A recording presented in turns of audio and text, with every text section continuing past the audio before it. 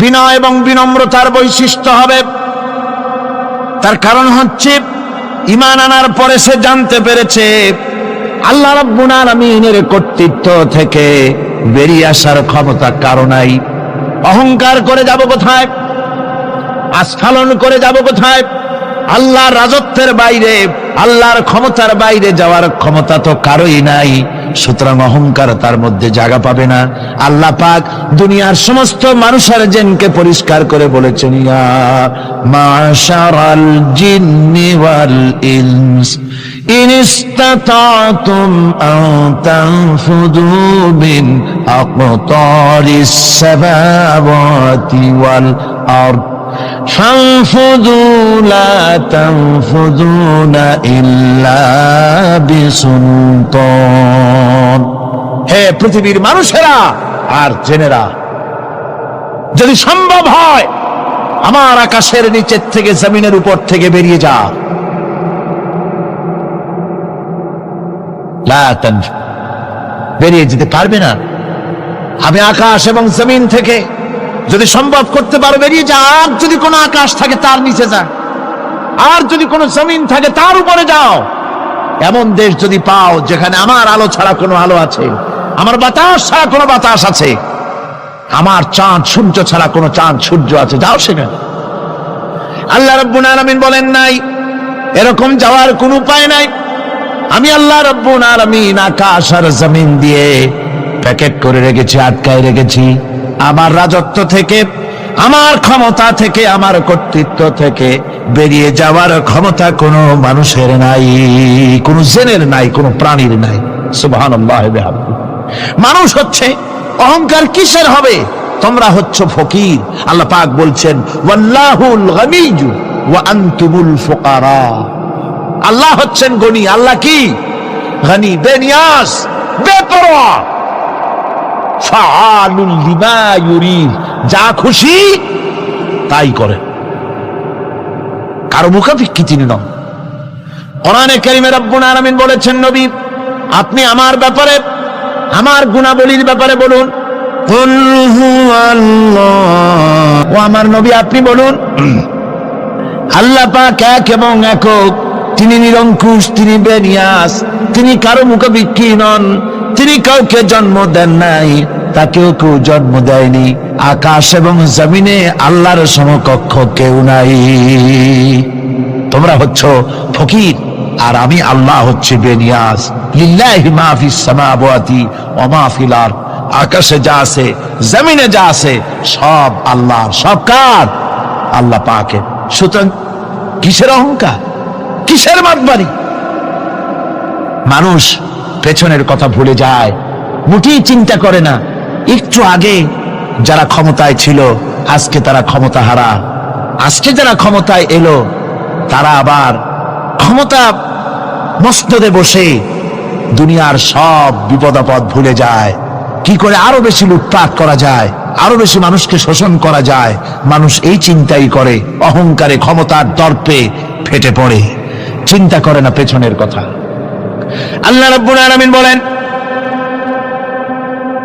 যারা নাকি মুমিন বান্দাদের বিনয় এবং বিনম্রতা তাদের মধ্যে সৃষ্টি হয়ে যাবে, তার কারণ হলো আল্লাহ পাক বলেছেন ওয়ালা তামশি ফিল আরদি মারহান ইন্নাকা লান তাখরিকাল আরদা ওয়া লান তাবলুগাল জিবালা তুলা।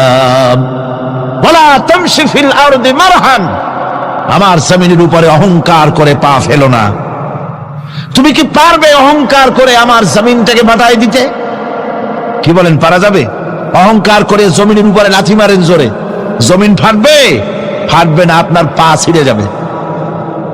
আপনি কি পারবেন অহংকার করে পাহাড়ের উচ্চতা লাফ দিয়ে ছাড়াই যেতে পারবেন? তাও পারবেন না।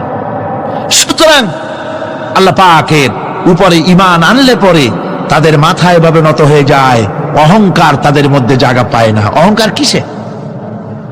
কিসের অহংকার তোমার? মানুষ তার জন্মের কথা, কোরআনে কারীম বলে মানুষ কি তার জন্মের কথা স্মরণ করে না? তোমার তো এমন অবস্থা ছিল, দুনিয়ায় উল্লেখযোগ্য বিষয়বস্তু হিসাবে তুমি পরিগণিত ছিলে না। তুমি হচ্ছ, তোমার জন্মের উৎস কথা হচ্ছে এক ফোঁটা নাপাক পানি, এমন নাপাক পানি যা শরীর থেকে নির্গত হলে পরে গোসল করা ওয়াজিব হয়ে যায়, এমন এক ফোঁটা নাপাক পানি যার জন্মের উৎস, তার আবার অহংকার কিসের? পৃথিবীতে অহংকার যারাই করলো আল্লাহ পাক তাদেরকে ভালো করে দেখায় দিলেন। নমরুদকে দেখায়ছেন, ফেরাউনকে দেখায়ছেন, যুগের ছোট ছোট নমরুদ ফেরাউন যেখানে যেখানে খুদে খুদে ফেরাউন হয়েছে আল্লাহ সকলকেই দেখিয়ে দিয়েছেন, দেন নাই? দেখিয়ে দিয়েছেন। সুতরাং মাথা নিচু করে চলতে হবে, বিদ্যার বড়াই করা চলবে না। কত লেখাপড়া করেছো তুমি? এমএ পাস করেছো, তাতে কি হয়েছে? সবে মাত্র বর্ণবোধ পড়েছো, জ্ঞানের রাজ্যে পা ঢুকিয়েছো, এখনো কিছু শেখনি। টাইটেল পাস করেছো, তো কি হয়েছে? কদ্দুর শিখেছো? নিউটনের মতো মানুষ মৃত্যুর সময় বললেন, জ্ঞান সমুদ্রের বেলাভূমিতে দাঁড়িয়ে সামান্য বালু কণা নিয়ে নাড়াচাড়া করলাম, অথই সমুদ্রের কিছুই দেখতে পারলাম না। শেখ সাদি রহমতুল্লাহ আলাইহি ইন্তেকালের সময় বলেছেন, মালুম শোধ কি হিচ মালুম না শোধ, সারা জীবন সাধনা করে বুঝিলাম ইহা, যে কিছুই বুঝিলাম না। এগুলি হচ্ছে জ্ঞানীদের কথা। আর কোন রকম ইউনিভার্সিটির বারান্দা দিয়ে 3-4 দিন হাঁটছে, কয় যে সব বুঝি। কি বুঝছো? কয় দেয়ার ইজ নো গড, স্রষ্টা বলতে কেউ নাই। পাগল কি আর গাছে ধরে মিয়া? সুতরাং বিদ্যার বড়াই চলবে না, স্বাস্থ্যের বড়াই চলবে না, অর্থের বড়াই চলবে না। অর্থের বড়াই করবে, কত অর্থ তোমার হয়েছে, আল্লাহ যদি ইচ্ছে করেন ব্রেনের মধ্যে, মগজের মধ্যে এমন টিউমার করে দিবেন, মগজের মধ্যে এমন ক্যান্সার করে দেবেন, হার্টের ভিতরে এমন ক্যান্সার লাগায় দিবেন, 14 গোষ্ঠী বিক্রি করলে ঔষধের পয়সা হবে না। পারবে কিনা আল্লাহ কন? জোরে বলবেন পারবেন কিনা? এমন বহুত অসুখ আছে ডাক্তাররা বোঝেই না ঔষধ দেবে কি। হযরত ইউনূস আলাইহিস সালাম মাছে তারে গিলে ফেলে দিল, হতাশায় তিনি হার্ট ফেল করেন নাই। মাছের পেটের মধ্যে যদি কেউ চলে যায়, বেরিয়ে যাওয়ার জন্য কোনো ব্যাকডোর আছে নাকি কন? পালাবার কোন রাস্তা আছে? মাছের পেটের জানালা দরজা আছে কিছু? কিছুই নেই। তিনি হতাশ হলেন না, মাছের পেটের ভেতরে বসে হযরত ইউনূস আলাইহিস সালাম বুক ভরা আশা নিয়ে আল্লাহর দরবারে তিনি ঘোষণা করলেন, লা ইলাহা ইল্লা আনতা সুবহানাকা ইন্নী কুনতু মিনাজ জালিমিন। পড়েন না সবাই, লা ইলাহা ইল্লা আনতা সুবহানাকা ইন্নী কুনতু মিনাজ জালিমিন। হযরত ইউনূস আলাইহিস সালাম বললেন, আল্লাহ তুমি ছাড়া কোনো ইলাহ নাই, তোমার পবিত্রতা ঘোষণা করছি, আমি জালিমদের অন্তর্ভুক্ত হয়ে গেছি। তিনি যখন চিল্লাচ্ছিলেন, মাছির পেটের ভিতরে বসে যখন কাতরুক্তি করতেছিলেন, আল্লাহ বুঝি তখন শোনেন নাই সে কথা? কি বলেন? আল্লাহ বুঝি তখন তন্দ্রায় বা নিদ্রায় ছিলেন না? আল্লাহ পাক কি ঘুমান? তন্দ্রায় যান? লা তাখুযুহু সিনাতুন ওয়ালা নাওম। আল্লাহ রাব্বুল আলামিন বলেন, কোন তন্দ্রা বা নিদ্রা আল্লাহ রাব্বুল আলামিনকে স্পর্শ করে না। হযরত ইউনূস আলাইহিস সালাম যখন মাছের পেটের ভিতরে বসে চিৎকার মারলেন, আল্লাহ পাক বলেন, ইউনূস রে, তোমার ওই ডাক কেউ শোনে নাই, দুনিয়ার কোন রাজা বাদশাহ শোনে নাই, দুনিয়ার কোন বন্ধু বান্ধব তোমার শোনে নাই, কিন্তু আমি তোমার আরশের মালিক, আমি রব্বুল আলামিন শুনেছি।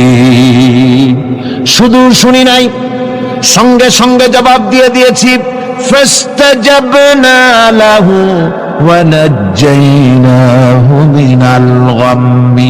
পড়েন, ফাস্তাজাবনা লাহু ওয়া নাজ্জাইনাহু মিনাল গাম্মি ওয়া কাযালিকা নুজিল মুমিনিন। আল্লাহ পাক বলেন, আমি জবাব দিলাম। মাছের পেটের ভিতরে বেদনা শুরু হয়ে গেল, মাছ আর তলদেশে শুয়ে থাকতে পারলো না, সাঁতরাতে পারলো না, মাছ ভেসে উঠল উপরে। পেটের যন্ত্রণায় মাছ কিনারায় চলে এসে বমি করে দিতে পারলে যেন বাঁচি, এই অবস্থা মাছের হলো। কিনারায় চলে এলো, বমি করে ইউনূস আলাইহিস সালামকে ফেলে দিল, মাছও বাঁচলো, ইউনূস আলাইহিস সালামও বাঁচলো। আল্লাহ রাব্বুল আলামিন বলেন, মুমিনেরা শোনো, শুধু ইউনূসকে নয়, ওয়া কাযালিকা নুজিল মুমিনিন, এইভাবে করে মুমিন বান্দারা যদি আমাকে ডাকে, আমার কাছে যদি হাত ফায়লায়, আমি আল্লাহ রাব্বুল আলামিন মুমিনদের এভাবে বিপদ মুক্ত করে দেই। আল্লাহ পাক বিপদ মুক্ত করে দেন। ওয়া ইয়াত্তাকিল্লাহা ইয়াজআল লাহু মাখরাজা, আল্লাহকে যে ভয় করে আল্লাহ তার জন্য রাস্তা খুলে দেন। জোরে কোন সুবহানাল্লাহ। আল্লাহ পাক বলেন, বান্দা যখন আমাকে ডাকে, আমি বান্দার একদম নিকটে, তার ঘাড়ের চাইতেও নিকটে। ওয়া নাহানু আকরাবু ইলাইহি মিন হাবিলিল ওয়ারিদ, আমি আমার বান্দার সারা যে রগের উপরে তার মাথা, এর থেকেও আমি আমার বান্দার বেশি নিকটে। সুবহানাল্লাহ পড়ে। আমি তোমার কাছে, আমার কাছে মাপ চাও, যত বড় গোনাহ হোক। ওয়াকালা রাব্বুকুম উদউনি আস্তাজিব লাকুম, তোমার প্রভু তোমাকে ডেকে বলেছে আমাকে ডাকো, আমি মাফ করে দেব। সুবহানাল্লাহ। কত বড় কথা, আমাকে ডাকো, নিরাশ হয়েও না, হতাশ হয়েও না। আল্লাহর গজব বেশি না রহমত বেশি? আল্লাহর রহমত বেশি। হাদিসে কুদসির ভিতরে এসেছে, আল্লাহ পাক বলেছেন, কোন বান্দা যদি আমার দিকে এক বিগত অগ্রসর হয়, আমার রহমত তার দিকে এক হাত এগিয়ে যায়। কোন বান্দা যদি আমার দিকে হেঁটে আসে, আমার রহমত তার দিকে দৌড়ে যায়। বান্দা যখন আল্লাহর দরবারে দুহাত উঁচু করে চোখের পানি ফেলে দেয়, মুসলিম শরীফের হাদিসের ভিতরে এসেছে, গভীর রাত্রে, রাতের তৃতীয় অংশে আল্লাহ রাব্বুল আলামিন প্রথম আকাশে আসেন আর ডেকে বলেন, পৃথিবীতে আছো নাকি কেউ গুনাহ করে জীবন বরবাদ করে দিয়েছো, আমার কাছে মাপ চাও। ঋণগ্রস্ত আছো, অসুস্থ আছো, অপমানিত আছো, কে আছো মাজলুম, আমাকে ডাকো, আমার কাছে বলো, আমি ডাকে সারা দেব, জীবনের আশা পূরণ করে দেব। ওই সময় যেই সমস্ত লোকেরা কাঁদে তাহাজ্জুদের নামাজ পড়ে, আল্লাহ জিজ্ঞেস করেন ফেরেশতারা, অমুক অমুক দেশ অমুক অমুক বান্দারা কাঁদে কেন? ফেরেশতারা বলে, রব্বুল আলামিন তুমি তো ভালো করে জানো। আল্লাহ বলেন, জানি, তবুও তোমাদের মুখে শুনতে চাই। তারা বলে, রব্বুল আলামিন তোমার এই বান্দা গুনাহ করেছি, গুনার জন্য মাফ চায়, জাহান্নাম থেকে বাঁচতে চায়। আল্লাহ পাক বলেন, ফেরেশতারা আমার এই বান্দারা আমারে দেখেছে নাকি? বলে দেখে নাই। বলে আমার দোজখ দেখেছে নাকি? বলে না, তাও দেখে নাই। আমার বেহেশত দেখেছে নাকি? বলে না, তাও দেখে নাই।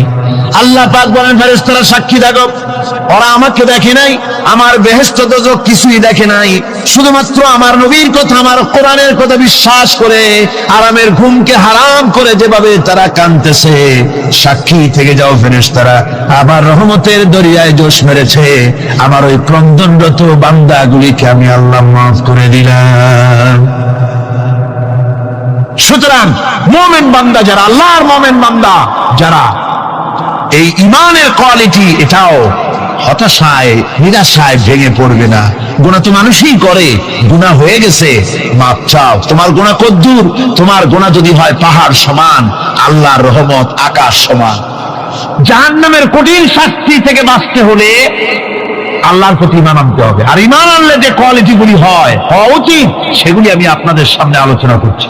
এরপর আরেকটি কোয়ালিটি হবে মুমিনের, তা হলো কঠোর কঠিন বিপদে অবিচল থাকবে, বিপদে ভেঙে পড়বে না। বিপদ আপদ, শত্রুতা, ক্ষয় ক্ষতি যা কিছু হয় সবই আল্লাহর পক্ষ থেকে, এটা মেনে নিতে হবে এবং ধৈর্য ধারণ করতে হবে। বিপদ মুসিবত শুধু উম্মতের জন্য নয়, দুনিয়ার সমস্ত নবীদের বিপদ এসেছে, হয় নাই? নবীদের বিপদ আসে নাই? কোরআনে কারীম থেকে শুনুন, আল্লাহ রাব্বুল আলামিন বলেন, ওয়া কাযালিকা জাআলনা লিকুল্লি নাবিয়্যিন আদুওয়াম মিনাল মুজরিমিন।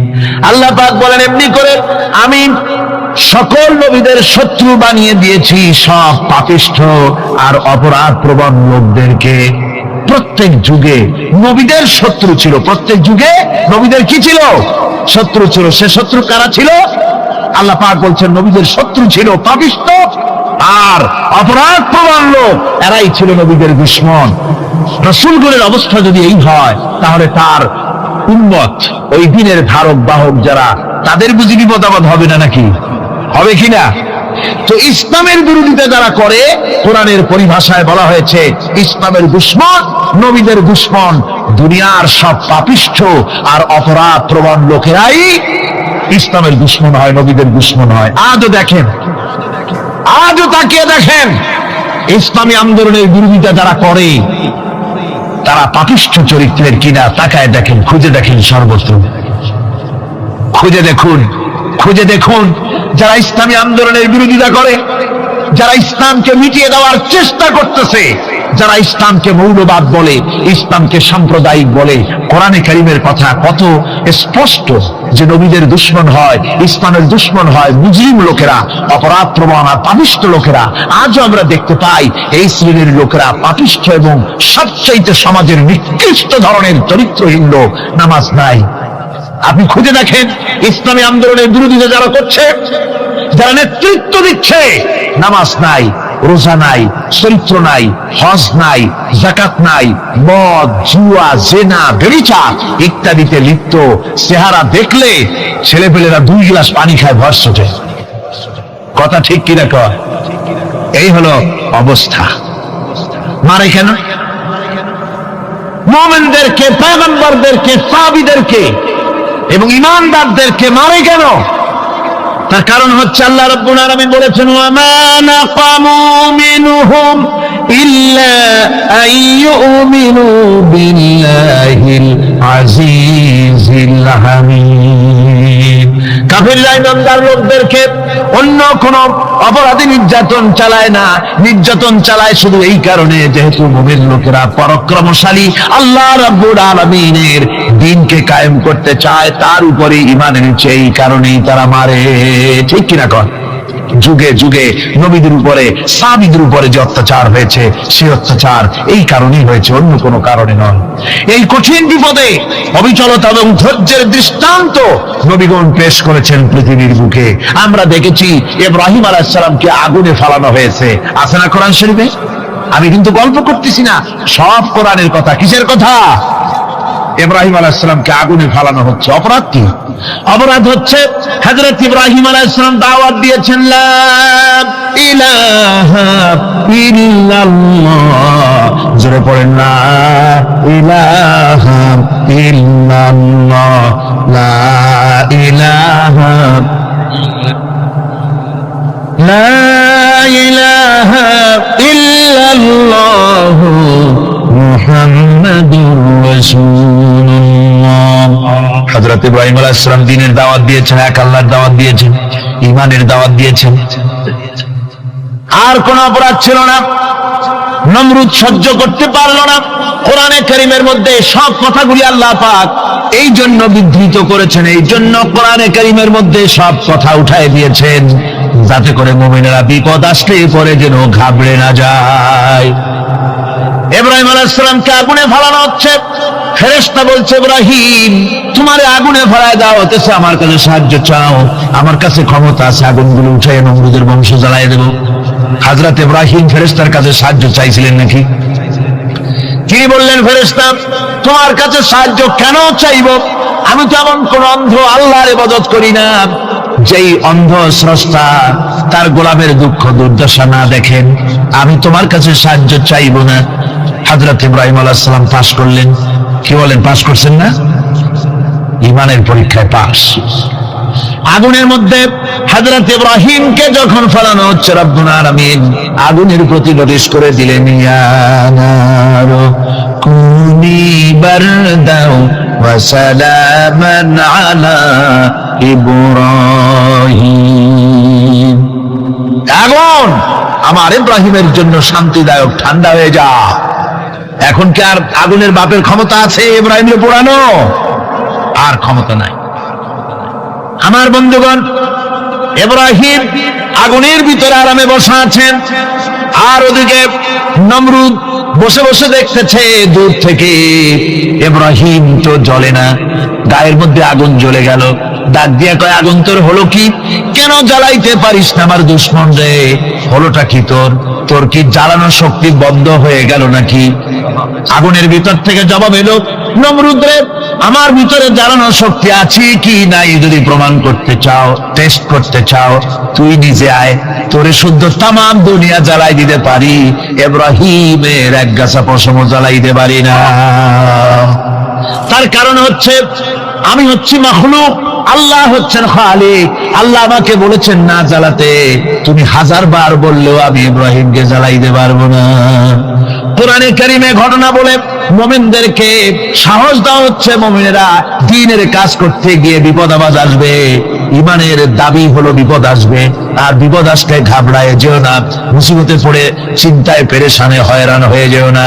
বিশ্বকবি আল্লামা ইকবাল কি সুন্দর করে বলেছেন, আজ ভি হো জু বিরাহিম কা ইমা पैदा आग कर सकती है एक अंदाज गुलिस्तां पैदा। ইব্রাহিমের ইমান যদি আজিও কোথাও হয় বিদ্যমান, করতে পারেন অগ্নিকুণ্ডে খুবসুরত এক গুলিস্তান। আজও যদি আগুনের ভিতরে কোন নমরুদ কোন ইব্রাহিমকে যদি ফেলে দেয়, আল্লাহ রাব্বুল আলামিন আজও আগুনকে ফুলের বাগান বানায়া দিবেন। সুবহানাল্লাহ। ভয় পাওয়ার কারণ নাই, চিন্তা করার কোনো কারণ নাই। আমার বন্ধুগণ, হযরতে হুদ আলাইহিস সালামকে যখন সমাজের লোকেরা, রাষ্ট্রের লোকেরা ঘিরে ফেলে দিল, সমাজ শক্তি, রাষ্ট্র শক্তি যখন তাকে ঘিরে ফেলে দিল, ষড়যন্ত্রের পাহাড় তুলে দিল, তারে মেরে ফেলে দিবে, হযরত হুদ দেশ থেকে তা পালায় গেলেন না, ভয় পেলেন না। হযরতে হুদ আলাইহিস সালাম বললেন, কোরআনে কারীমে হযরত হুদের কথা কোট করা হলো, ফাকিদুনি জামিআন সুম্মা লা তুযিরুন। সম্মিলিতভাবে ষড়যন্ত্র করো আমার বিরুদ্ধে, সবাই মিলে ষড়যন্ত্র করো, সুম্মা লা তুযিরুন, আর আমাকে এতটুকু অবকাশ তোমরা দিও না। ইন্নী তাওয়াক্কালতু আলাল্লাহি রাব্বি ওয়া রাব্বিকুম, আমি ভরসা করেছি সেই আল্লাহর উপরে যার কুদরতি হাতের ভেতরে, যিনি আমাদের রব তোমাদেরও রব, আর যার কুদরতি হাতের ভিতরে তামাম পৃথিবীর জানগুলি যার হাতে, সে আল্লাহর উপরে ভরসা করেছি। ষড়যন্ত্র যদ্দূর আছে করতে থাকো, আমি ষড়যন্ত্র পরোয়া করি না। সুবহানাল্লাহ। এটাই হলো মুমিনের কোয়ালিটি।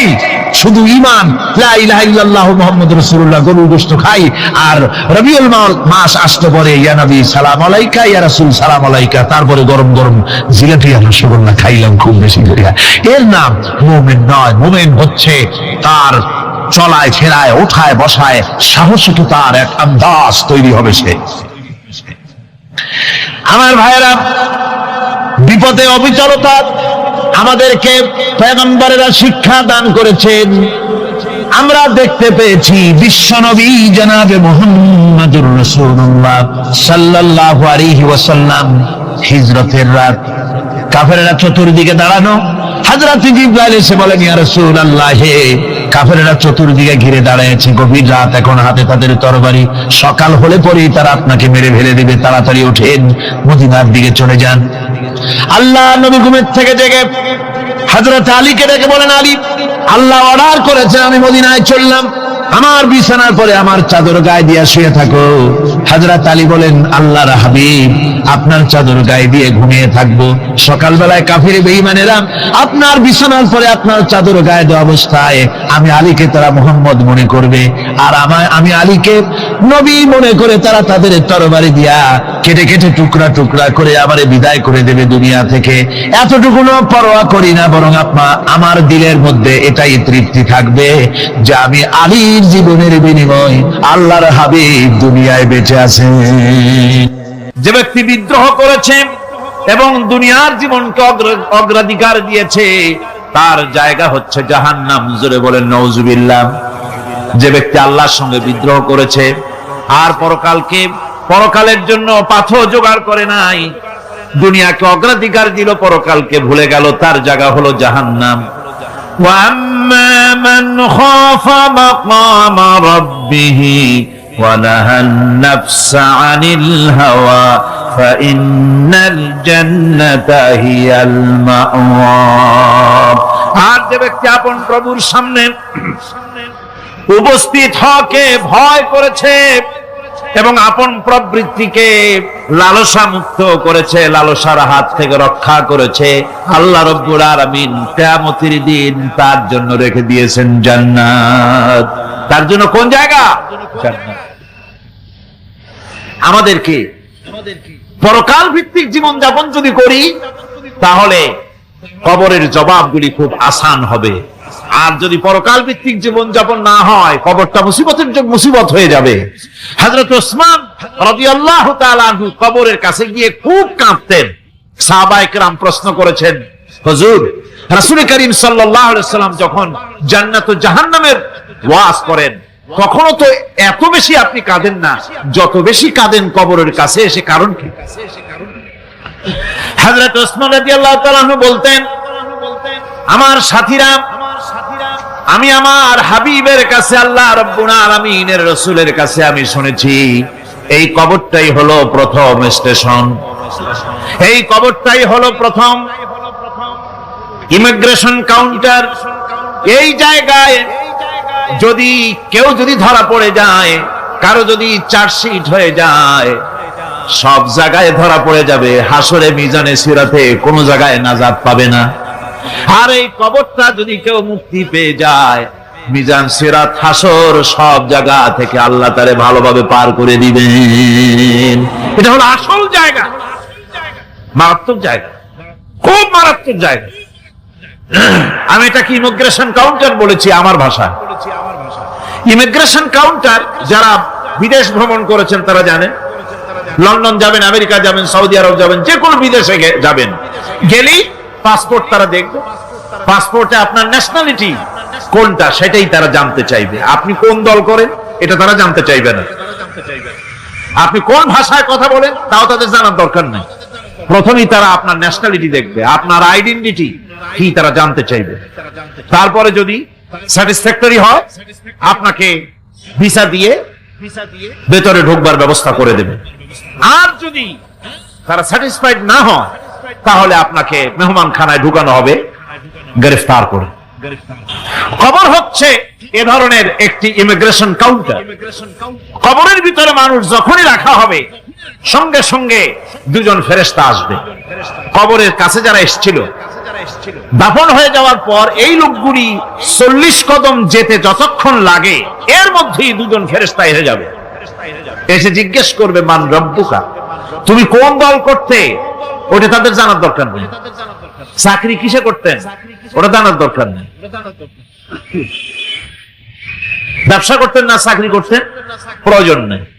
প্রথমেই জিজ্ঞাসা করা হবে ন্যাশনালিটি, প্রথমেই জিজ্ঞাসা করা হবে তার ন্যাশনালিটি সম্পর্কে, তার আইডেন্টিটিটা কি, এবং সেটাকে সত্যায়িত করার জন্য, বোঝার জন্য 3টি প্রশ্ন। প্রথম প্রশ্ন, মান রব্বুকা ওয়া মা দীনুকা ওয়া মান নাবিয়্যুকা, তোমার রব কে, তোমার দ্বীন কি, তোমার নবী কে। যদি এই ব্যক্তি বেঈমান হয়, মুনাফিক হয়, সে বলবে হায় হাতা লা আদরি, হায় হাতা লা আদরি, জানি না আমার রবকে, আমি জানি না। তোমার দ্বীন কি, দ্বীন কারে কয় বুঝি না।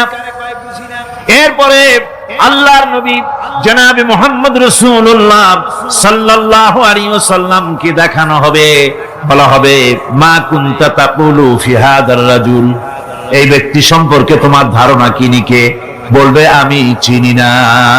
নাউযুবিল্লাহ। বাস, এরপরে তার যা হবার তাই শুরু হয়ে যাবে।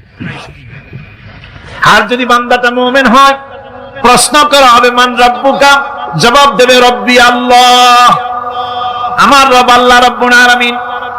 ওয়া মা দীনুকা, দীনুনা ইসলাম, আমার দ্বীন হচ্ছে ইসলাম।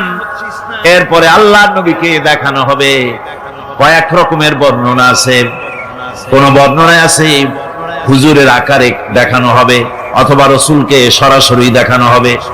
বলা হবে মা কুনতা তাকুলু ফি হাদার রাজুল, এই লোকটি সম্পর্কে ধারণা কি? মুমিন ব্যক্তি বলবে হাদা নবিয়ুনা মুহাম্মাদুর রাসূলুল্লাহ সাল্লাল্লাহু আলাইহি ওয়াসাল্লাম, ইনি আমার তো সেই নবী মুহাম্মাদুর রাসূলুল্লাহ সাল্লাল্লাহু আলাইহি ওয়াসাল্লাম। আমরা যদি এই রকমের জবাব দিতে পারি, আল্লাহ কবুল করো। সকলে জোরে বলেন আমিন। জবাব হয়ে যাওয়ার পর গায়ব থেকে আওয়াজ আসবে, ফাফরিশু বিল জান্নাতি ওয়ালবিসু বিল জান্নাহ। ও আমার ফেরেশতারা, আমার এই বান্দাকে জান্নাতের পোশাক পরায়া দাও আর কবরটাকে জান্নাতের বিছানা বিছায়া দাও। জান্নাতের পোশাক পরায় দাও, জান্নাতের বিছানা বিছায়া দাও। ইলা মাদ্দা বাসারিহি, তার চোখের দৃষ্টি যত দূর যায় কবরটা ততটা প্রশস্ত করে দাও। এরপর বেহেশতের পোশাক পরাইয়া বেহেশতের বিছানা বিছায়া ফেরেশতা বলবে নওম কানাউমুল উরুস, ঘুমিয়ে যাও। দুলামিয়া যেমন বাসর সজ্জায় নতুন বউ নিয়ে আরামে ঘুমায়, এরকম আরামে ঘুমায় যাও। ইলা ইয়াউমিল কিয়ামা, কিয়ামত পর্যন্ত ঘুমায় আরামে ঘুমিয়ে থাকবে। এরপরে সিংগায় ফুৎকার হবে, সিংগার ফুৎকারের আওয়াজে তার ঘুম ভেঙে যাবে। বলবে ইয়া ওয়াইলানা মান বাআথানা মিন মারকাদিনা, হায় আফসোস, আমার এত আরামের ঘুম থেকে কে আমাকে জাগ্রত করলো, আমার ঘুমটারে নষ্ট করলো কে? আওয়াজ আসবে হাদা মা ওয়াদার রহমান ওয়া সাদাকাল মুরসালুন, এটা হচ্ছে রহমানের সেই ওয়াদা, আর মুরসালিনরা নবীরা সত্য কথাই বলেছিলেন, সেই কিয়ামত অনুষ্ঠিত হচ্ছে। আমার বন্ধুগণ, সেজন্য এই দুনিয়ার মোহে পড়ে থাকলে পরে দুনিয়ায় যারা অগ্রাধিকার দিবে দুনিয়াকে পরকালের তুলনায়, জবাব দিতে পারবে না কবরের ভিতরে গিয়া। আর যারা পরকালকে অগ্রাধিকার দিবে, দুনিয়ার চাইতে পরকালকে বেশি অগ্রাধিকার দেবে, আর আল্লাহর ভয় কলিজার ভিতরে রাখবে, কবরের জবাব সঠিকভাবে দিতে পারবে, কিয়ামতের দিন আল্লাহ রাব্বুল আলামিন তাদের জন্য জান্নাত দান করবেন। জোরে বলেন আমিন। দুনিয়াটা হচ্ছে দুনিয়া যেখানে আমরা আছি। আমি আগেই বলেছি দুনিয়া হচ্ছে আদনা শব্দ থেকে এর উৎপত্তি হয়েছে। তুচ্ছ, নিকৃষ্ট, এটার দাম নাই, এটার মূল্য নাই। হযরত ইবনে কাইয়িম রাহিমাহুল্লাহ নওয়ারাল্লাহু মারকাদাহু ওয়া জাআলাল জান্নাতা মাথওয়াহু, হযরত ইবনে কাইয়িম তিনি বলছেন, সুন্দর করে বলছেন দুনিয়া সম্পর্কে, মা মাদা ফিদ দুনিয়া আহলামুন ওয়া মা বাকিয়া মিনহা আমানি ওয়াল ওয়াক্তু বাইনাহুমা দাইউন। মা মাদা ফিদ দুনিয়া আহলামুন, জীবনের যে অংশ ফেলে এসেছি সেটা আজ একটা স্বপ্ন। ওয়া মা বাকিয়া মিনহা আমানি, আর জীবনের যে অংশ সামনে বাকি আছে সেটা এখন একটা আকাঙ্ক্ষা। ওয়াল ওয়াক্তু বাইনাহুমা দাইউন, আর এর মাঝখান থেকে সময় সব চলে যাচ্ছে। কত বড় কথা চিন্তা করেছেন? জীবনের যে অংশ ফেলে এসেছি তা আজকে স্বপ্ন, তা কি বলেন? স্বপ্ন। আর সামনে যা আছে সেটা আকাঙ্ক্ষা, আর মাঝখান থেকে সময় সব চলে যাচ্ছে। এরপরে তিনি বলছেন ওয়ামান ইয়াসহাবিদ দুনিয়া ইয়াকুন মিসলা কাবিদিন আলাল মাই খালাতুহু ফুরুজুল আসাবিঈ। দুনিয়াদারের অবস্থা হচ্ছে এই, কেউ যদি দুই হাতে পানি খামসায় ধরে, দুই হাতে কি ধরছে বলেন? দুই হাতে পানি খামসায় ধরেছে, খুব মজবুত করে ধরেছে, দুই মুঠ পানি, বলেন থাকবে কতটুকু? কতটুকু থাকবে? এক ফোঁটাও থাকবে না, কারণ তার আঙ্গুলের ফাঁক তার সাথে খেয়ানত করবে, আঙ্গুলের ফাঁক দিয়া পানিগুলি সব বেরিয়ে চলে যাবে। সুতরাং দুনিয়া যারা চায় তারা ঠিক পানি খামসায় ধরলে পানি যেমন হাতের ভেতর থেকে খেয়ানত করে চলে যায়, যারা দুনিয়া চায় দুনিয়াও তাদেরকে এভাবে ফাঁকি দিয়ে চলে যায়। তবুও দুনিয়ার মায়া মানুষের এত বেশি। আল্লাহর নবী বলেন লাউ কানা লি ইবনি আদামা ওয়াদিন মিন যাহাবিন লাহাব্বা ইয়াকুনা লাহু সারিন, এই পৃথিবীতে যদি কাউকে একটা মাঠ ভরে যদি সোনা দেওয়া যায়, লোকটা বলবে রব্বুল আলামিন, আমি যদি আরেকটা মাঠ এরকম সোনা ভরা পেতাম, দ্বিতীয় আরেকটা মাঠ দেওয়া হলে আবার বলবে যদি তৃতীয় আরেকটা মাঠ সোনা ভরে যদি পেতাম। নবীজি বলেন ওয়ালা ইয়ামলাউ জাওফু ইবনু আদামা ইল্লা তুরাব, মানুষের পেট 3.5 হাত মাটি ছাড়া, কবরের মাটি ছাড়া মানুষের পেট ভরবে না। আরো চাই, আরো চাই, চাওয়ার কোনো শেষ নাই। মানুষ এভাবে করে দুনিয়ার মহব্বতে এমনি পাগল হয়ে যায়, শুধু দুনিয়ার মহব্বত, পরকালকে বেমালুম ভুলে যায়। আমি কিন্তু এই কথা বুঝাতে চাই নাই যে পরকালের মহব্বতে, পরকালের ভয়তে বা পরকালের জন্য দুনিয়া আপনি বাজার ঘাট, বেচা কিনা, ব্যবসা বাণিজ্য সবকিছু ভুলে যান না, তা নয়। ভুল বোঝার কোনো কারণ নাই। পরকালকে অগ্রাধিকার দিতে হবে, মানে দুনিয়াটা চিরস্থায়ী জায়গা নয়। চিরস্থায়ী হচ্ছে কোনটা? আখিরাত। চিল্লা এখন কোনটা?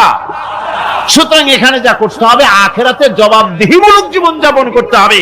আপনি ব্যবসা করবেন, ওজনে কম দিতে পারবেন না, আপনি খাদ্যে ভেজাল দিতে পারবেন না, চুরি করতে পারবেন না, ডাকাতি করতে পারবেন না, জেনা করতে পারবেন না, বদমাশি করতে পারবেন না, মদ খেতে পারবেন না, সন্ত্রাসী হতে পারবেন না, হাইজাকার হতে পারবেন না, চাঁদাবাজ হতে পারবেন না, মুনাফাখোর হতে পারবেন না, আপনি চোরা কারবারি হতে পারবেন না, ঘুষখোর হতে পারবেন না, সুদখোর হতে পারবেন না। এই সব কাজ পরকালকে বিশ্বাস করলেই এ সমস্ত কাজ থেকে মানুষ বিরত থাকতে পারে। কথা ঠিক কিনা? এটাই হচ্ছে। সুতরাং এই পৃথিবী থাকবে না, এটা কি চিরকাল থাকবে না? এর একটা পরিসমাপ্তি ঘটবে।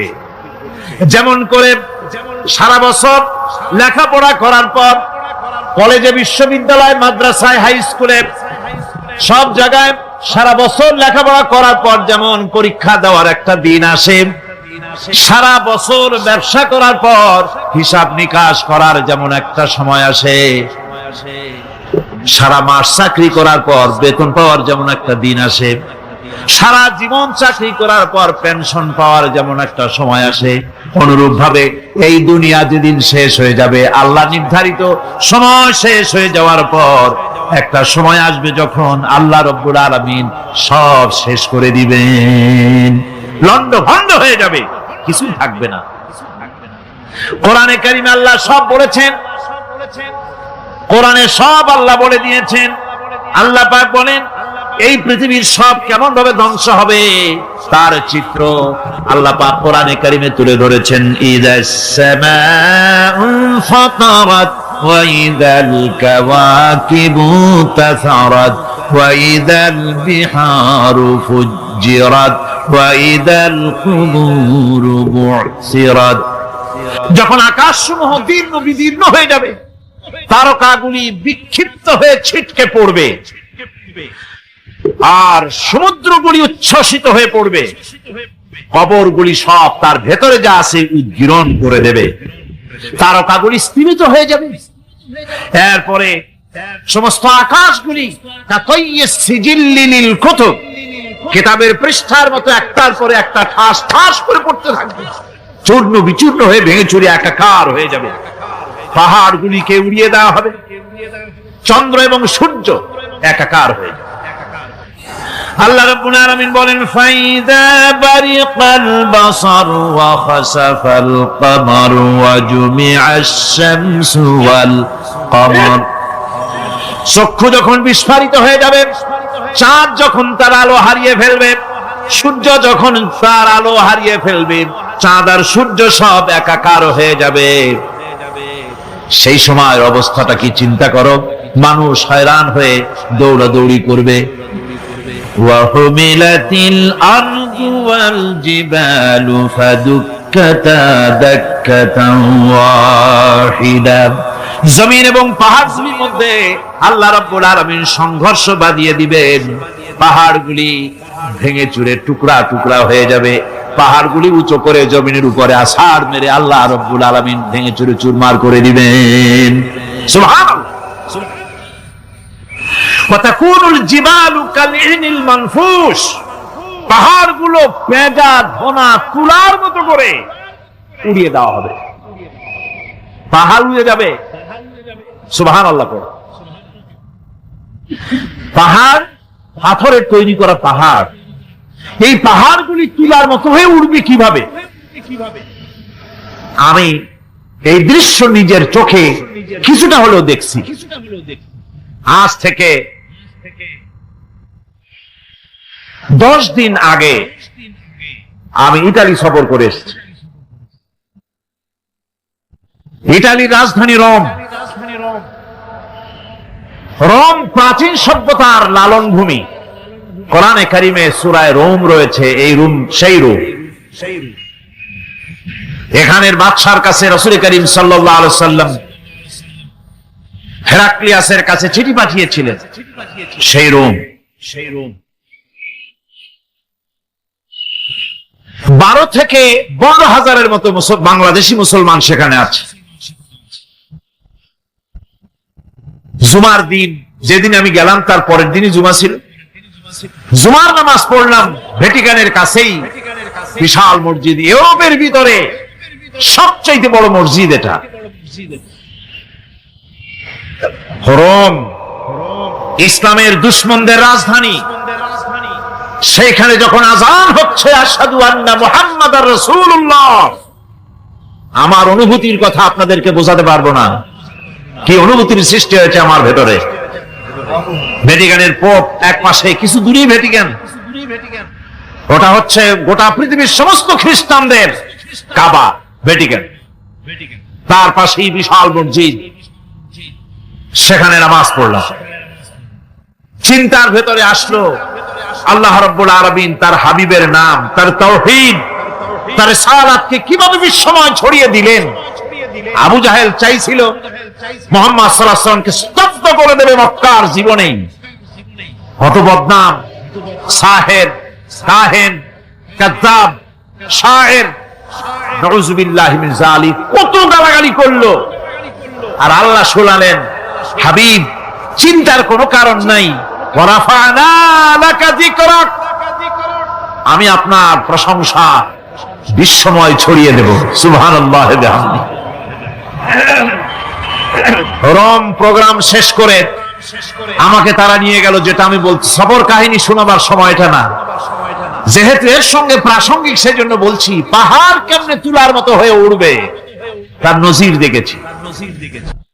রোম শহর থেকে 300 মাইল দূরে, 300 কিলোমিটার দূরে নেপোলিয়ান বোনাপার্ট তার বাড়ি, এবং ওটা তার নামে একটা প্রভিন্স।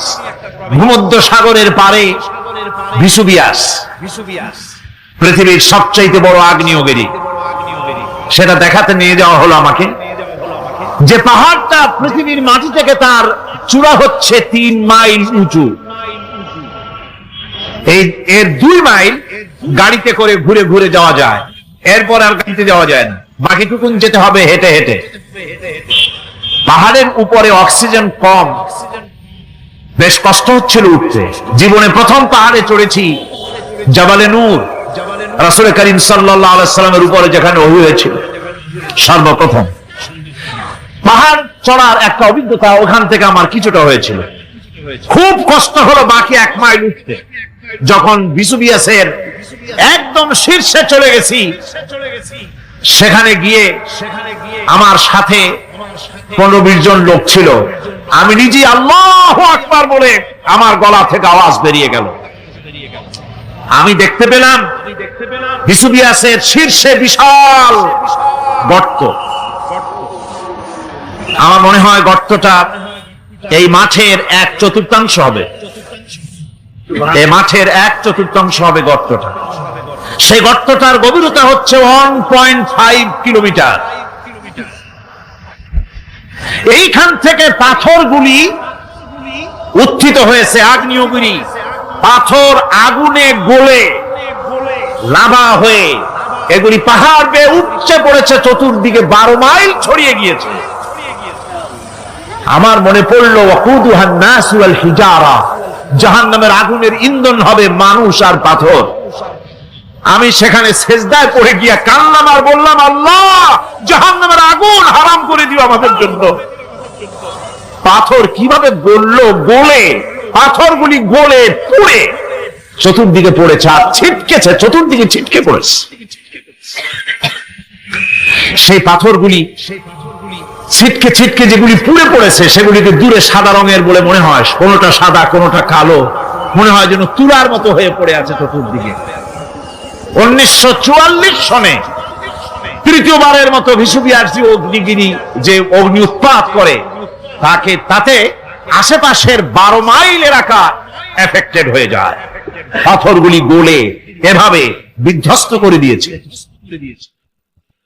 এখান থেকে এখানে জোহরের নামাজ, আসরের নামাজ আমরা পড়লাম, আল্লাহর কাছে খুব দোয়া করলাম।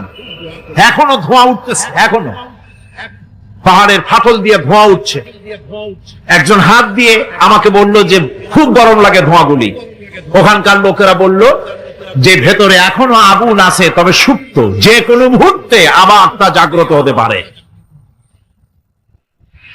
আমরা সেখান থেকে নেমে এলাম। একটু কিছু দূর গিয়েই সেখানে হলো পম্পেই শহর। এই পম্পেই শহরটা হচ্ছে ঈসা আলাইহিস সালামের জন্মের 2000 বছর আগে এই শহর তৈরি হয়।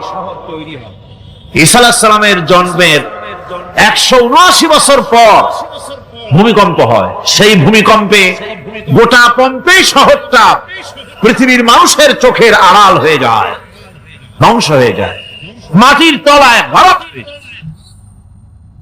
আজ থেকে 200 বছর আগে মাটি খনন করতে গিয়ে এই শহর আবিষ্কৃত হয়। পুরা শহরটা খুঁড়ে তারা বের করেছে।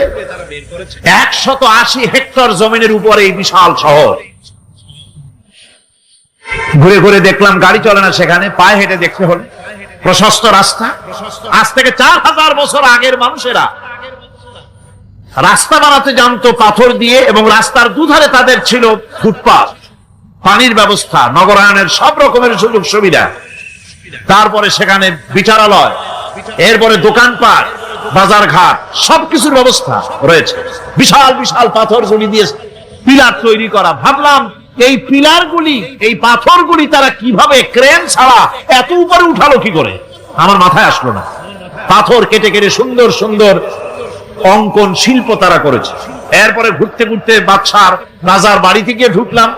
সেখানে গিয়ে দেখলাম উলঙ্গ এত মূর্তি পাথরের তৈরি করা। পাথর কেটে কেটে দেওয়ালে যৌন মিলনের এমন কোন অশ্লীল ছবি নাই যা তারা সেখানে তৈরি করে নাই। উলঙ্গ মূর্তি আর উলঙ্গ যৌন মিলনের অসংখ্য ছবি দিয়ে এই এলাকা ভরা। তখন আমি বুঝলাম আল্লাহর গজব হওয়ার কারণটা কি, এই শহরটা মাটির নিচে হরপ হয়ে যাওয়ার কারণটা কি। আল্লাহ পাক জেনা ব্যভিচার যে দেশে বেশি হয় আল্লাহ পাক বরদাস্ত করেন। দুশ্চরিত্র যে দেশের মানুষ দুশ্চরিত্র হয়ে যায়, জেনা ব্যভিচার বেশি হতে থাকে, আল্লাহ হরপ করে দেন, গজব দেন।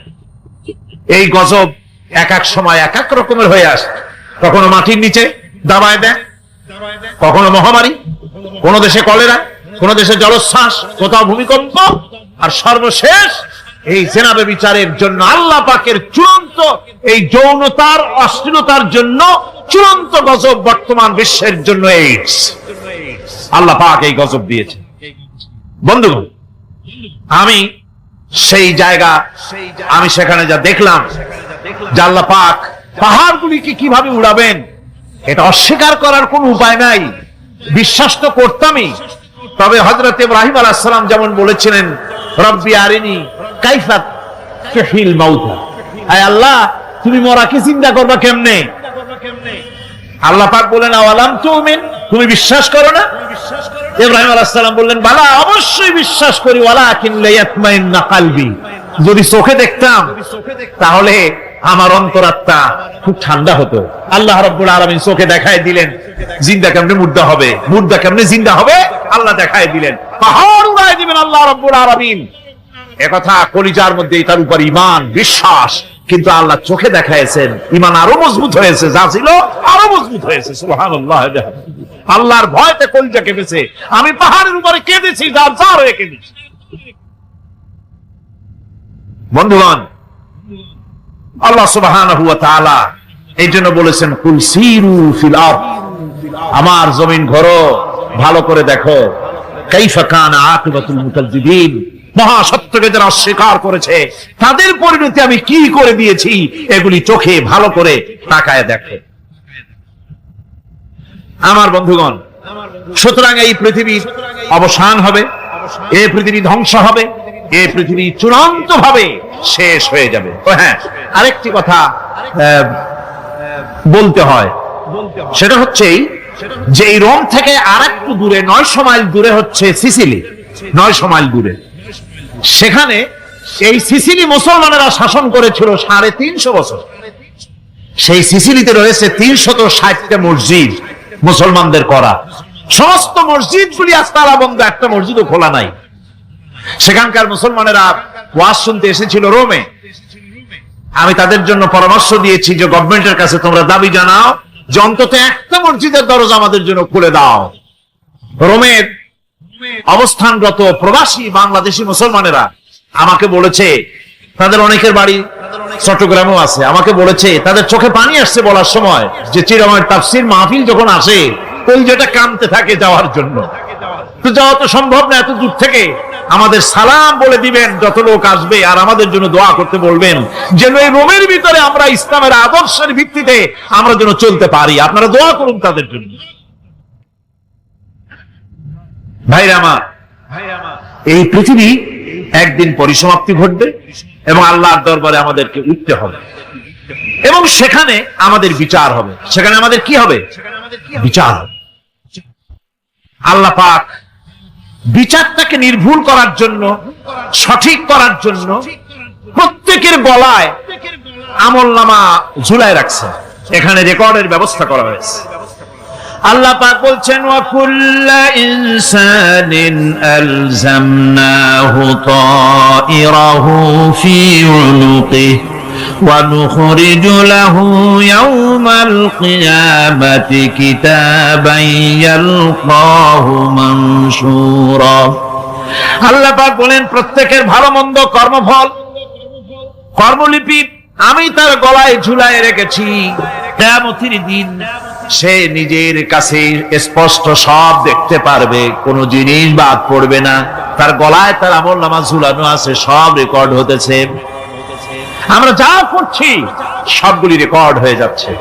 বর্তমান বিজ্ঞানীরা আবিষ্কার করেছে যে মানুষের শরীরের ভিতরে ডিএনএ আছে, রক্তের ভিতরে ডিএনএ। এটা একটা কোডন। মানুষের রক্তের ভিতরে ডিএনএ আছে।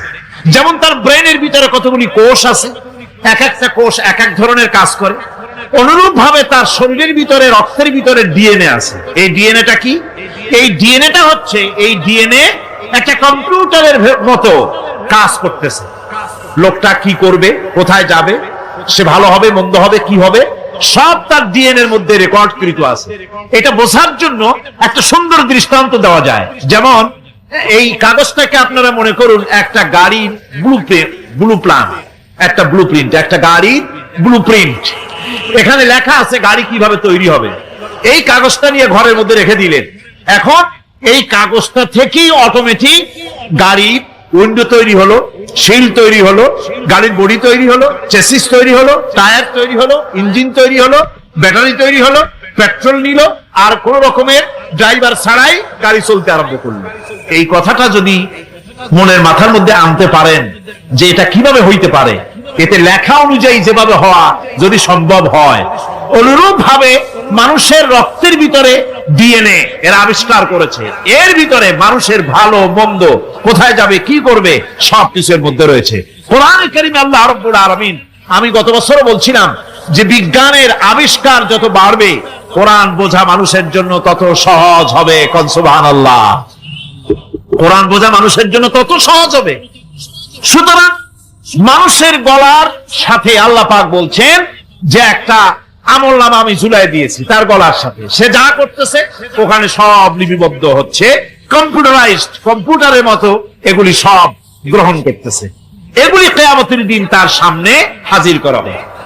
কিয়ামতে যখন আমলনামা তার সামনে দিয়ে বলা হবে, ইকরা কিতাবাকা কাফা বিনাফসিকাল ইয়াওমা আলাইকা হাসিবা। তাকে বলা হবে নিজের কর্মলিপি নিজেই পড়ো, আজ তুমি তোমার নিজের হিসাব নিতে যথেষ্ট। বন্ধুগণ, এই মাহফিলে যত লোক আমরা বসে আছি, আমরা আমাদের হিসাব নিতে যথেষ্ট না আরেকজন লাগবে? কোন আমরা যথেষ্ট কিনা? কথা বোঝেন নাই। আমি বলতে চেয়েছি এটা, আমরা যদি এখন চোখ বুঝে চিন্তা করি যে পিছনের জীবনে কি করেছি মনে পড়বে নাকি পড়বে না? বলেন সবাই, পড়বে কি পড়বে না? ছোটবেলায় কবে পায়ের নিচে কাঁটা ফুটেছিল, কবে কোথায় আছাড় খেয়েছিলেন, কবে কার বেল তাল আম কাঁচা আম চুরি করে খেতে গিয়ে কিল খেয়েছিলেন, তারা খেয়েছিলেন, তাকে এখন মনে নাই? আছে। তাহলে কি ওই তাল বেল চুরি করতে গিয়ে যে কিলটা খাইছিলেন সেটাও মনে আছে, ভালো মন্দ সব মনে আছে। তাহলে কোন হোটেলের রুমে কি করছিলেন, কোন স্কুলে কোন কলেজে কি করছিলেন, তারপরে জীবনে ছোট বড় ঘটনাগুলি সব বুঝতে মনে পড়বে না? এবার হিসাব করেন, মনে যদি পড়ে এবার হিসাব করেন আপনি জান্নাতি না জাহান্নামী। আপনি আপনার নিজের হিসাব নেওয়ার জন্য যথেষ্ট। তাকে হিসাব করতে বলা হবে, তোমার হিসাব, তোমার নিজের হিসাব নেওয়ার জন্য তুমি যথেষ্ট, তোমার হিসাব তুমি নিজেই করো, এটা পড়ো। আর সেই কিয়ামতের দিন কোন সাহায্যকারী মিলবে না।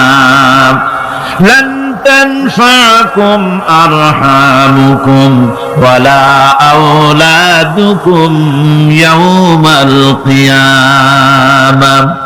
লান তানফাকুম, কিয়ামতের দিন কোনো ফায়দা হবে না, অবশ্যই কোনো ফায়দা হবে না, কোনো উপকারে আসবে না। কিয়ামতের দিন তোমার সন্তান, তোমার স্ত্রী, তোমার মাল, তোমার সম্পদ কোন উপকারে আসবে না। কিয়ামতের ময়দানে সেদিন সব তোমার সাথে বিচ্ছেদ করবে, সব পালায় যাবে।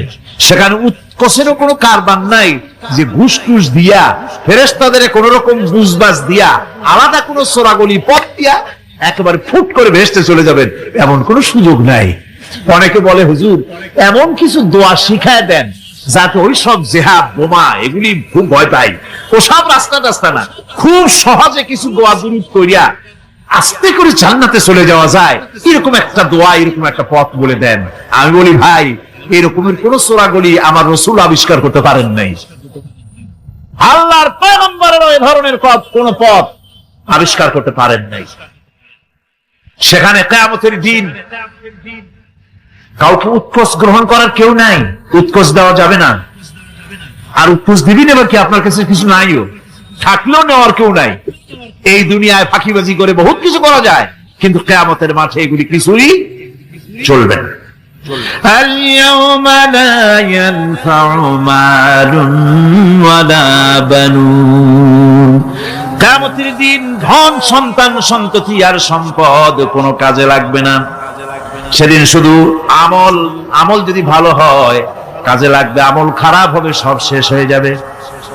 আল্লাহ রাব্বুল আলামিন নবীজিকে ডেকে বলেছেন, নবী আপনি বলেন, কুল মা কুনতু বিদআম মিনার রাসূল, আপনি বলুন আমি কোন নতুন রাসূল নই, আমার আগে অনেক নবী রাসূল পৃথিবীতে এসেছেন, তারা বিদায় হয়ে গেছেন। আমি জানি না কিয়ামতের দিন আল্লাহ রাব্বুল আলামিন আমার সাথে কি ব্যবহার করবেন, আর আমি এও জানি না যে কিয়ামতের দিন আল্লাহ পাক তোমাদের সাথে কি ব্যবহার করবেন। এই আয়াত নাযিল হওয়ার পর আল্লাহর হাবিব তার মেয়েকে ডাকলেন, জামাইকে ডাকলেন, নাতিদেরকে ডাকলেন, আহলে বাইতদেরকে ডাকলেন, আর বললেন, ও আমার মেয়ে কলিজার টুকরা ফাতেমা গো শোনো, কেবলমাত্র আয়াত নাযিল হয়ে গেল, আল্লাহ পাক আমাকে শুনাইছেন কিয়ামতের দিন আমি জানি না আমার সঙ্গে কি ব্যবহার করা হবে, আর এও জানি না যে তোমাদের সাথে কি ব্যবহার করা হবে। ও আমার কলিজার টুকরা মেয়ে ফাতেমা, কিয়ামতের দিন মুহাম্মদ সাল্লাল্লাহু আলাইহি সাল্লামের মেয়ে, এই হিসাবে তোমার নাজাতের ফয়সালা হবে না। ও আমার কলিজার টুকরা নাতি হাসান আর হোসেন, কিয়ামতের দিন মুহাম্মদ সাল্লাল্লাহু আলাইহি সাল্লামের নাতি হিসাবে ফয়সালা হবে না। ও আমার জামাই হযরতে আলী, কিয়ামতের দিন আমার জামাই হিসাবে নাজাতের ফয়সালা হবে না। আমল যদি ভালো হয় ফয়সালা ভালো হবে, জান্নাতে চলে যাবে। আমল যদি খারাপ হয় কার নাতি কার জামাই দেখা হবে না। সুবহানাল্লাহ। কঠিন কিয়ামতের মাঠ। এই পরকালের বিশ্বাস যদি কলিজার মধ্যে ঢোকে মানুষ ভালো হয়ে যাবে। কোন সুবহানাল্লাহ। আপনাদের দৃষ্টিতে পারবে, কথার জবাব যে দিলেন না। পুলিশে কি মানুষের চরিত্র ভালো বানাইতে পারবে? পুলিশের চরিত্র ভালো বানাবে কেনা, সেটাই তো কথা। মানুষের চরিত্র যাতে ভালো থাকে মানুষের জন্য খারাপ কাম না করে সেজন্য পুলিশ, পুলিশ যাতে খারাপ কাম না করে সেজন্য আরো একটা ডিপার্টমেন্ট আছে না, তারা যাতে খারাপ কাজ না করে সেজন্য আর একটা আছে, এন্টি করাপশনের আবার এন্টি করাপশন আছে, তার উপর আবার এন্টি করাপশন আছে, এন্টিটার অভাব নাই। সুতরাং পুলিশ দিয়া, বিডিআর দিয়া, আর্মি দিয়া মানুষের, দেশের, জাতির চরিত্র ভালো বানানো যায় না। রাসূলুল্লাহ এ দিয়ে বানান না, এটা ইসলামের নিয়ম নয়। পুলিশ দিয়া, আর্মি দিয়া দেশের মানুষের চরিত্র ভালো বানানো যায় না। চরিত্র ভালো বানানো যায় কেবলমাত্র পরকালের ভয় দিয়া। কি কিসের ভয় দিয়া? ওই যে মক্কার জীবনে ওই সমস্ত মানুষগুলি যারা চুরি করত, ডাকাতি করত, জেনা করত, বদমাশি করত, যারা শয়তানি করত, যারা মানুষকে খুন করত, এই মানুষগুলি এত ভালো হয়ে গেল, যারা চুরি ছেড়ে দিল, ডাকাতি ছেড়ে দিল, জেনা ব্যভিচার ছেড়ে দিল, এত ভালো হয়ে গেল, পৃথিবীর মধ্যে সেরা মানুষ তারা হয়ে গেলেন। জোরে বলেন সুবহানাল্লাহ। নবীর সাহাবীরা পৃথিবীর শ্রেষ্ঠ সন্তান, নবীর সাহাবীরা পৃথিবীর সেরা মানুষ, তাদের চাইতে সেরা মানুষ নবীদের পরে আর কেউ হতে পারে না। জোরে কোন সুবহানাল্লাহ। নবীর পরে পৃথিবীতে শ্রেষ্ঠ মানুষ কারা? সাহাবায়ে কেরাম রিদওয়ানুল্লাহ তাআলা আলাইহিম আজমাইন। ওনারা তো কুফরের মধ্যে ছিলেন, শিরকের মধ্যে ছিলেন, চুরি, ডাকাতি, জেনা, ব্যভিচার এমন কোন পাপ নাই যা করা হয়নি। তারপরে যখন আল্লাহর নবীর কাছ থেকে তাওহীদ, রিসালাত ও আখিরাতের দাওয়াত পেলেন, কি সোনার মানুষ এক একজন হয়ে গেলেন। সুবহানাল্লাহ। যারা ছিলেন নারীর সতীত্বের জম, তারা হয়ে গেলেন নারীর সতীত্বের পাহারাদার। যারা মানুষের মাল চুরি করত, ডাকাতি করত, তারা রাতভর মানুষের মালের পাহারা দিল, মানুষের রক্তের পাহারা দিল। সুবহানাল্লাহ বিহামদি। রক্ত সম্পদের পাহারা দিল। রাসূল বললেন, খায়রুল কুরুনে কারনি, সর্বশ্রেষ্ঠ যুগ তো আমার যুগ। বন্ধুগণ, এরপরে একটা জীবন আসবে ওই কিয়ামতের ময়দানে। এই পরকালের বিশ্বাসটা গুরুত্বপূর্ণ ব্যাপার। আমাদের সবকিছুর হিসাব দেওয়া লাগবে। আল্লাহ পাক বলেন, ইন্নাস সামআ ওয়াল বাসারা ওয়াল ফুআদা কুল্লু উলাইকা আনহু মাসউলা। নিঃসন্দেহে মানুষের শ্রবণ শক্তি, দর্শন শক্তি এবং তার অন্তঃকরণের কল্পনা সম্পর্কে আল্লাহ রাব্বুল আলামিনের কাছে জিজ্ঞাসিত হতে হবে। কান দিয়া কি করেছিল, চোখ দিয়া কি করেছিল, মুখ দিয়া কি করেছিলে, হাত দিয়ে কি করেছিলে, সবকিছুর জবাব আল্লাহ রাব্বুল আলামিনের কাছে দিতে হবে। সবটার জবাব দিতে হবে, কোনো কিছু বাদ যাবে না। এমনকি মনের ভিতরে যে কল্পনা আমরা করি, এই কল্পনার হিসাব আল্লাহর দরবারে দিতে হবে। কোরআনে কারীম বলছেন, ওয়া ইন তুবদু মা ফি আনফুসিকুম আও তুখফুহু ইউহাসিবকুম বিহিল্লাহ। মনের ভিতরে তুমি যেটা কল্পনা করো সেটা প্রকাশ করো, অথবা তুমি গোপন রাখো, যাই তুমি করো না কেন, আল্লাহ রাব্বুল আলামিন এর হিসাব তোমার কাছে নেবেন। ফায়াগফিরু লিমান ইয়াশাউ ওয়া ইউআযযিবু মান ইয়াশাউ ওয়াল্লাহু আলা কুল্লি শাইইন কাদির। মহান আল্লাহ পাক বলেন, করার পর তোমার মনের ভিতরে কি কল্পনা করেছিলে ওইটার হিসাব আমি নেব। হিসাব নেওয়ার পর যারে খুশি ক্ষমা করে দেব, যাকে খুশি শাস্তি প্রদান করব। সবকিছুর উপরে আল্লাহ রাব্বুল আলামিন শক্তিমান, সব তিনি করতে পারেন, সমস্ত কুদরত রয়েছে তার। সুতরাং মানুষদেরকে, আল্লাহর বান্দাদেরকে বিশ্বাস করতে হবে যে আমার কোনো কথা বাদ যাবে না। কথাগুলি রেকর্ড হচ্ছে, কথা রেকর্ড হচ্ছে।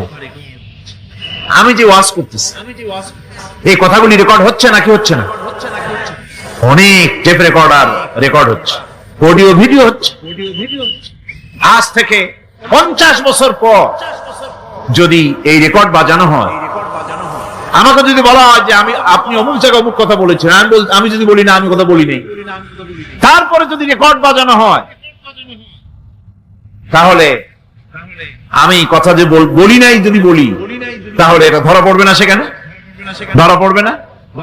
তাহলে এই মানুষের কথা প্লাস্টিকের ফিতায় রেকর্ড করে 50 বছর, 100 বছর, 200 বছর, 500 বছর যদি প্লাস্টিকের ফিতায় এটাকে চলচ্চিত্র করে অথবা টেপ রেকর্ডারে করে যদি ধরে রাখা যায়। এই বুদ্ধিটা কে দিলেন কন্ত দেখি?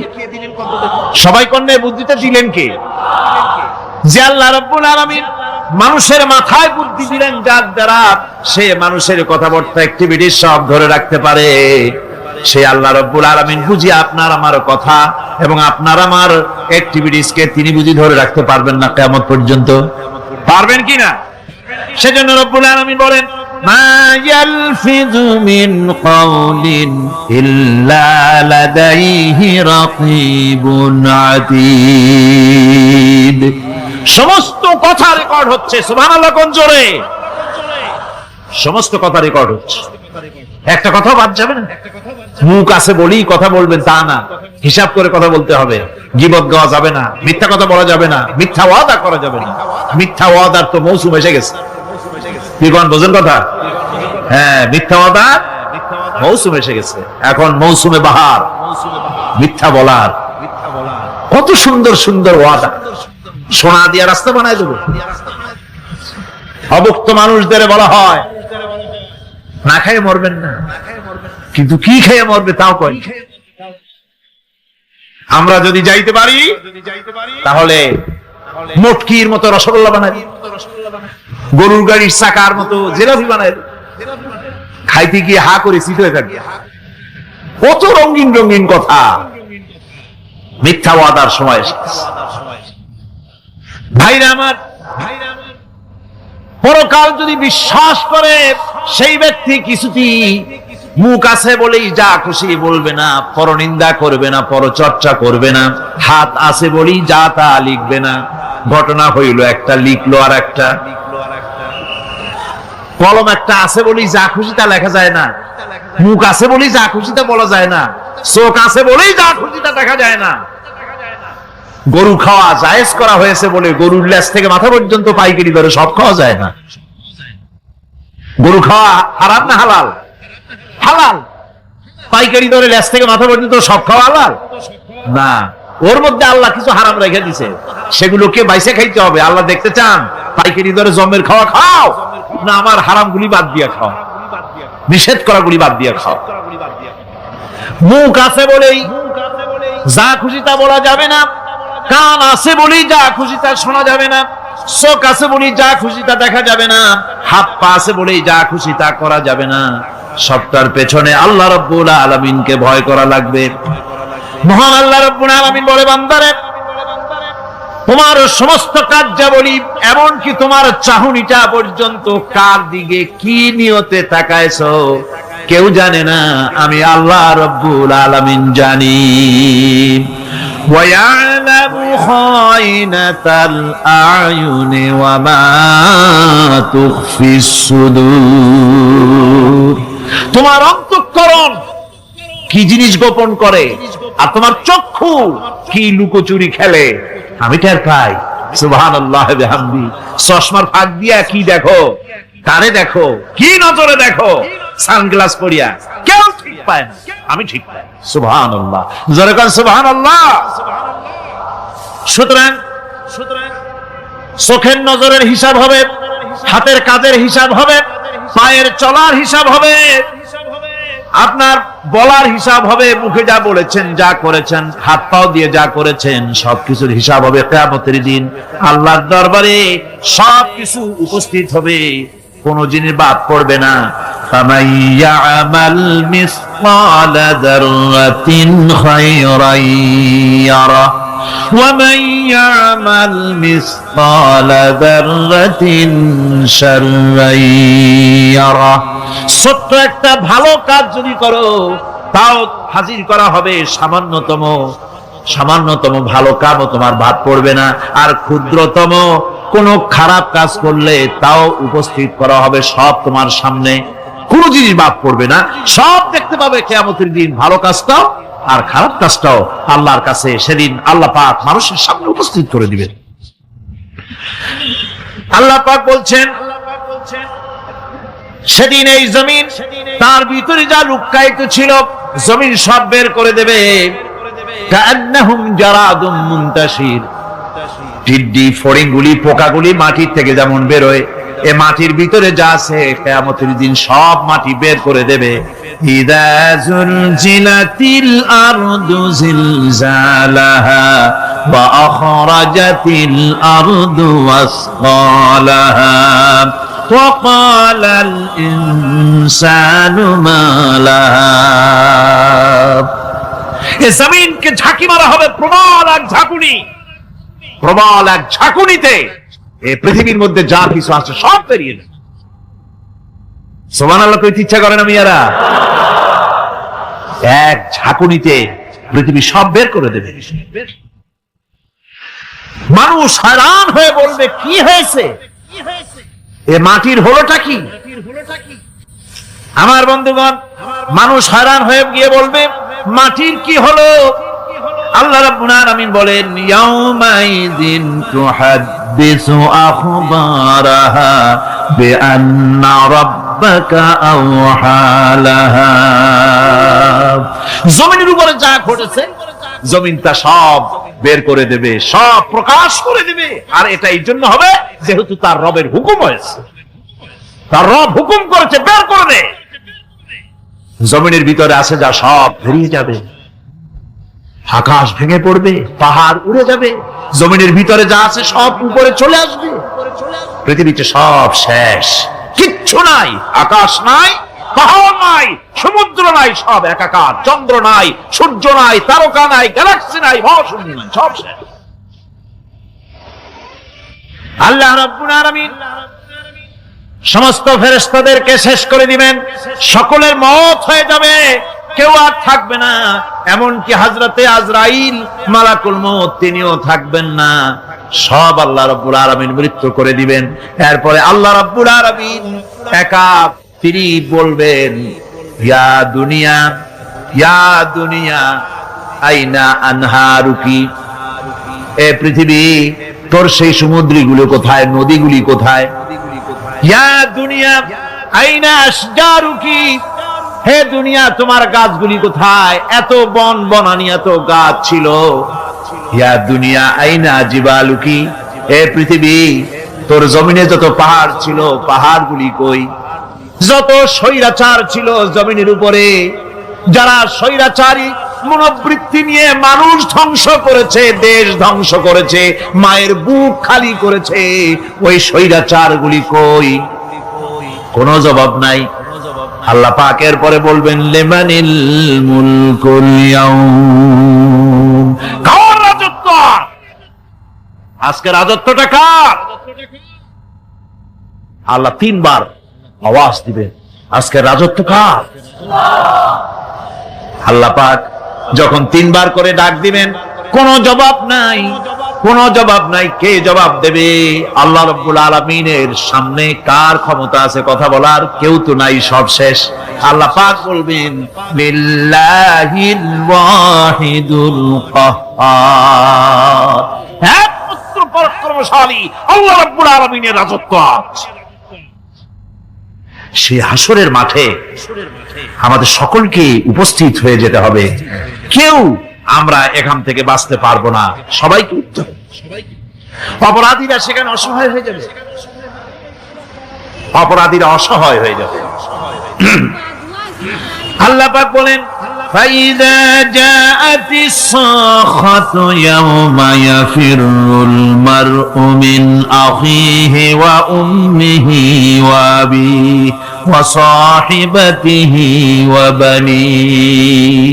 অবশেষে যখন কান ফাটানো আওয়াজ আসবে, এই আওয়াজ সেদিন মানুষ নিজের মা বাপ ভাই বোন সব থেকে বিচ্ছিন্ন হয়ে যাবে, সব একের থেকে আরেকজন পালায় যাবে, হারায় যাবে, কেউ কাউকে আর খুঁজে পাবে না। সেদিন ওই কিয়ামতের মাঠে বিভীষিকাময় দৃশ্য, মানুষ হয়রান হয়ে যাবে। মাথার এক হাত অথবা অর্ধ মাইল অথবা এক বিগত এতটুকুন উপরে ওই প্রকাণ্ড সূর্যটার তাপ আসবে, গুনাহগারের মাথার চান্দি ফেটে গিয়া মগজগুলি গলে গলে নাক কান দিয়ে বের পড়তে লাগবে, জিহ্বাটা কুকুরের মতো ঝুলে নাভিস্থল পর্যন্ত পড়ে যাবে, মাটিটা সূর্যের উত্তাপে তামার মতো গরম হয়ে যাবে, সারা হাসর জুড়ে আওয়াজ হবে পানি পানি পানি। মানুষেরা হয়রান হয়ে যাবে সে হাসরের ময়দানে। এই চরম কষ্টের ভিতরে আল্লাহ রাব্বুল আলামিন বলেন সেদিন দুটো ভাগ হয়ে যাবে। একদল মানুষের চেহারা আলোয় ঝলমল হয়ে যাবে, আর একদল মানুষের চেহারাগুলি কালো হয়ে যাবে। উজুহু ইয়াউমাইদিন মুসফিরাতুন দাহিকাতুন মুস্তাবশিরা ওয়া উজুহু ইয়াউমাইদিন আলাইহা গাবারা। আল্লাহ পাক বলেন এক শ্রেণীর মানুষের চেহারা হাস্যোজ্জ্বল ঝলমলে হয়ে যাবে, আর এক শ্রেণীর মানুষের চেহারাগুলি কালো হয়ে যাবে। তারহাকুহা কাতারা উলাইকা হুমুল কাফারাতুল ফাজারা। হাস্যোজ্জ্বল, স্বচ্ছন্দপূর্ণ, সুন্দর, উজ্জ্বল ঝলমলে চেহারা হবে ঈমান আনার কারণে, পরকালকে বিশ্বাস করার কারণে, আল্লাহ এবং রাসূলের কথা অনুযায়ী জীবন যাপনের কারণে চেহারাটা উজ্জ্বল হয়ে যাবে। আর আল্লাহর নাফরমানি, রাসূলের নাফরমানি, পরকালকে অস্বীকার করার কারণে কাফের গুলির চেহারা, মুনাফিক গুলির চেহারা কালো হয়ে যাবে। তাদেরকে আলাদা করে দেওয়া হবে। আমতাজুল ইয়াওমা আইয়ুহাল মুজরিমুন, মুজরিমদেরকে আলাদা করে দেওয়া হবে, দুইটা ভাগ হয়ে যাবে। এই চরম অবস্থা সৃষ্টি হবে কিয়ামতের ময়দানে। সেদিন রাসূল করিম সাল্লাল্লাহু আলাইহি ওয়াসাল্লাম উম্মতের জন্য সুপারিশ করবেন। সেই সুপারিশ যেন আমাদের করতে পারেন সেজন্য আমাদেরকে তৈরি করতে হবে, সে ধরনের যোগ্য আমাদেরকে বানাতে হবে। বন্ধুগণ, এই পরকালীন জীবন, এর সম্ভাবনা, এটা যে হবে এবং সেই পরকালে আমাদের সকলকে যে উঠতে হবে, কিয়ামতে আল্লাহর কাছে জীবনের সবকিছুর জবাবদেহি করতে হবে, এই ভীতি সৃষ্টি করতে চায় আল্লাহ পাক মানুষের ভেতরে। আল্লাহ পাকের চাইতে মানুষের কল্যাণকামী আর কেউ আছে? চিল্লায় কোন আল্লাহর চাইতে, বিশ্ববাসীর সৃষ্টি জগতের কল্যাণকামী আল্লাহর চাইতে, রাসূলের চাইতে বেশি কেউ কি আছে? সে আল্লাহ পাক সব বলে দিলেন, ওপেন সিক্রেট করে দিলেন, সব গোপন ফাঁস করে দিলেন।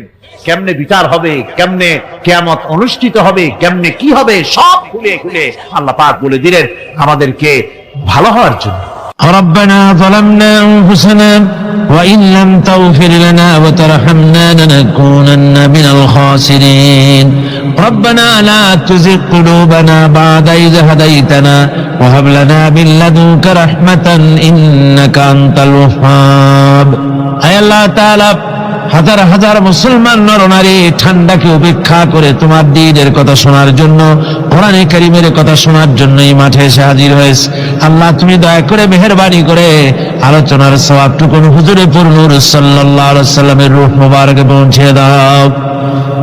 রব্বুল আলামিন, আমাদের মধ্য থেকে যাদের মা বাপ দুনিয়া থেকে জন্মের মতো বিদায় হয়ে গেছে, আল্লাহ কবরে যদি আযাব থাকে দয়া করে আযাব মাফ করে দাও। আল্লাহ আমাদের মা বাপের উপরে তোমার রহমত নাজিল করো। রব্বিরহামহুমা কামা রাব্বায়ানি সগীরা, রব্বিরহামহুমা কামা রাব্বায়ানি সগীরা। হে আল্লাহ রাব্বুল আলামিন, এই মাহফিলে যত লোক আছি আমরা, কার কোন ব্যাধি আছে, রোগ আছে, আমরা তুমি ভালো করে জানো। আমাদের প্রত্যেকের ব্যাধিকে তুমি শিফায়ে আজলা দান করে দাও। اللهم حبب إلينا الإيمان وزينه في قلوبنا وكره إلينا الكفر والفسوق والعصيان واجعلنا من الراشدين ربنا تقبل منا إنك أنت السميع العليم وتب علينا إنك أنت التواب الرحيم سبحان ربك رب العزة عما يصفون وسلام على المرسلين الحمد لله رب العالمين واجعل آخر كلمتنا عند الموت لا إله إلا الله محمد رسول الله।